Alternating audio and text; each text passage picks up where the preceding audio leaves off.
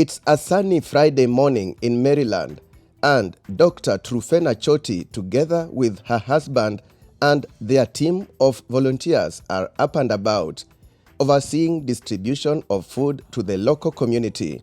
They do this every Friday. This food, they say, is organic and culturally appropriate, and they support mainly African immigrants. All this is organized under a non-profit organization known as AfriThrive. Thriving has been part of my mission in life, and that's what thrives me in my daily work. And so looking at this work, I'm a patriot of Africa, having worked in Africa for the last 15 years. And being born and raised in Africa, Africa is in me. So I needed something that could really connect to the African continent and again, provide a brighter side that there is hope even when you have challenges. And so bringing up the words, playing with it to come up with a word. So Afri stands for Africa, and then I coined together with Thrive. So that's what AfriThrive. AfriThrive is a non-profit organization that we registered in 2019. Yes, together with her husband and co-founder, Professor Charles Choti, Truphena has been at the forefront of lending a hand to expatriates from across the globe. What we do is part of caring for the community service, attending to the needs of people who are around you. We have so many families which face challenges. When people move from Africa to America, America is a completely different environment with very new challenges, socioeconomic challenges. Even the educational system here requires parental attention to the young kids. You need to know where to get the right food. You need somebody to guide you which neighborhood you want to settle down. And if you have a family, you have children, you need to know which is the right neighborhood for your schools. Because here in the US, neighborhoods mean a lot. You can land into a neighborhood that really will mess up your children. So we started getting involved in community work and helping people through the church or ourselves, trying to get families that have just come to orient. And even when you are trying to get a house, you need somebody to co-sign for you because you don't have a credit history. So they can't give you a house just like that. AfriThrive focuses on African immigrant communities in the DMV area. When I say DMV area, I mean the area around Washington, D.C. area. It covers part of Delaware, part of Pennsylvania, and also Virginia and Maryland. Our main people are from Kenya, immigrants from Kenya. We serve from Tanzania, we serve from Uganda, Nigeria, Ghana. They're all mixed up. And also we serve people from the Caribbean who have also come here. So black people are a core base of the people we serve. And we also have other nationalities. And also we serve white people. We serve people from Europe. So it's a combination of different people. Most African immigrants here, they do 2 jobs, 3 jobs. They are rarely in the house. So their kids come home in the evening. Nobody supervises them. They end up getting poor grades. And in America, when the assignment component is not well completed, the system gets you off. That is what has really affected our young people. And then the kids lose interest in school. So we are trying to help families adjust so that our kids can make the best of the American dream. Through AfriThrive, the Chotis have not only been able to help immigrants settle in the US, but also provide food for them as well as where they need to be. Our first distribution was about 40 families. Then we kept growing. At the height of the pandemic, we connected with other non-profits that are doing the work in food assistance. So in the summer of 2020, we entered a partnership with the DC Central Kitchen. It's a national non-profit that is based in Washington, D.C. And they are the backbone of our growth because we had access to the food program they were running. We could get food from them. We started by getting 600 bags of food, and we could carry the community. The food that we just distributed today comes from this Central Kitchen. We have a partnership whereby we get some of the food from them. Dr. Choti, who holds a PhD in International Education Development, has many years of experience in the NGO world. Moved to the US in the year 2000, together with my family through a Fulbright scholarship that was awarded to my husband. Went to settle in the state of Georgia, Atlanta, Georgia, with our 3 children. I went to school for my master's program in Georgia State University.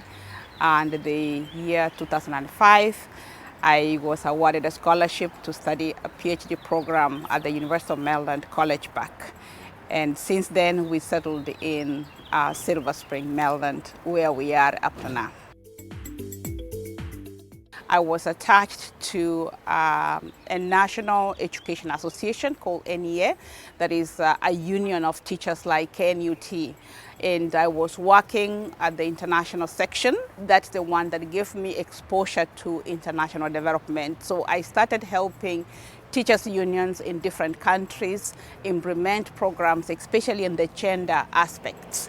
Then when I graduated with my PhD program in 2009, I started working with different multinational organizations in the DC area, supporting programs. I've been in charge with programs in Africa. I've supported over 20 countries in Africa with different programs that are funded by the American government, USAID, which is a development agency, and also USDA, which is the US Department of Agriculture. They have several projects that they run in Africa especially, and I've been supporting them for the last 15 years until I started AfriThrive.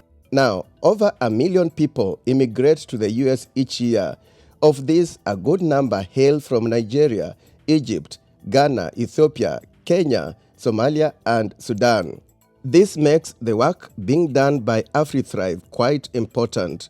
Currently, AfriThrive has a handful of employees and about 30 volunteers who assist the Chotis on their day-to-day business. They've also been able to expand operations to include growing of their very own food. So my name's Alicia. I'm the farm manager for AfriThrive. My role as farm manager is growing culturally appropriate foods for those in need, and also teaching volunteers and anybody in the community to learn about sustainable agriculture. We have a 2-acre farm site out in Poolsville, Maryland, and we grow things throughout the annual season, growing African indigenous vegetables and many more. So this past season we've grown beans, corn, managu, pumpkins, tomatoes, peppers. When you talk about food security, it's not just about having money. It is not about being desperate for food. It is about having access to the right food, healthy food, nutritious food, just the way you know it, just the way you like it. We have 3 distribution points here in Montgomery County. We have, and then we also have in Baltimore. Baltimore is the largest distribution point because at one we serve about 400 families. So our volunteers are led by Pia Njeru, and she's the one who organizes in coordination with our farm manager. They organize and draw a timetable. Speaking of sustainable agriculture and community outreach, the Chotis also run a similar operation back home. We have a non-profit in Kenya called Thrive Ventures Africa that's also involved in the community. We are helping women with agribusiness so that those who want to start their businesses in the area of farming. We're looking at starting a school's meals program that where children can have a lunch at school. But then on a personal level, we are also helping a lot of children who are coming from families that they either lost their parents or their parents are not able. At the moment, I think we have about 15 of the children that we sponsor in different schools. Since we started AfriThrive, I can say we have been able to achieve a lot. This journey has not been easy as any non-profit, but I thank God for my husband who has been my partner in this. By the end of 2022, we had given out 1 million pounds of food to the community, and that was really a great achievement. Dr. Choti, who is the champion of this initiative, is a hero both home and away. But the daughter of Kisii doesn't let the success go to her head. Her motivation continues to be making the world a better place for all mankind, no matter their background. And as we conclude her story, Choti shares what she has learned on our Diaspora Bite segment. Diaspora Bite, brought to you by TapTapSend. Send money to Kenya from the diaspora by simply downloading the TapTapSend app today to get started. What I've learned from the American setup, we have corporations in Kenya. If the corporations could have that corporate responsibility whereby they give to the community, where they partner with non-profits to impact the community, it would be very helpful. Diaspora Bite, brought to you by TapTapSend. Send money to Kenya from the diaspora by simply downloading the TapTapSend app today to get started.